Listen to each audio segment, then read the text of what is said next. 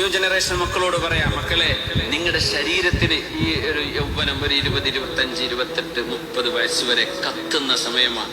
ആരും ഉപദേശിച്ചും തലയിൽ കയറില്ല. പ്രേമത്തിലെങ്ങാനും കുടുങ്ങിപ്പോയോ ആരും പറഞ്ഞിട്ടും കാര്യമില്ല, നിങ്ങളെ തലയ്ക്ക് അത് കയറൂല. ആണായാലും പെണ്ണായാലും. പിന്നെ ചിലത് അനുഭവിച്ചറിയേണ്ടി വരും, അതിന്റെ പരാജയവും അതിന്റെ ദുരന്തവും. പിന്നെ മാതാപിതാക്കളൊക്കെ അങ്ങോട്ട് തള്ളിവിടും, ഇനി എന്തോ ആയിക്കോട്ടെ, പറഞ്ഞാൽ കേൾക്കാൻ പിന്നെ അങ്ങനെ ചെയ്യാൻ എന്തോ ആയിക്കോട്ടെ എന്ന് പറയും.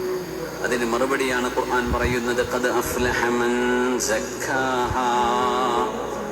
ആകാശത്തെയും സൂര്യനെയും ചന്ദ്രനെയും പ്രഭയെയും പകലിനെയും രാത്രിയെയും മനുഷ്യ ശരീരത്തെയും അതിന്റെ ക്രിയേഷനിൽ വന്ന പെർഫെക്ഷനെയും അള്ളാഹു നമുക്ക് നന്മതിന്മകളുടെ അടിസ്ഥാന ബോധം നൽകിയ വിഷയമടക്കം പറഞ്ഞ് സത്യം ചെയ്തുകൊണ്ട് അള്ളാഹു പറഞ്ഞ വിഷയമാണ്, നിങ്ങളുടെ ഈ ശരീരം നിങ്ങൾ നിയന്ത്രിക്കണമേ.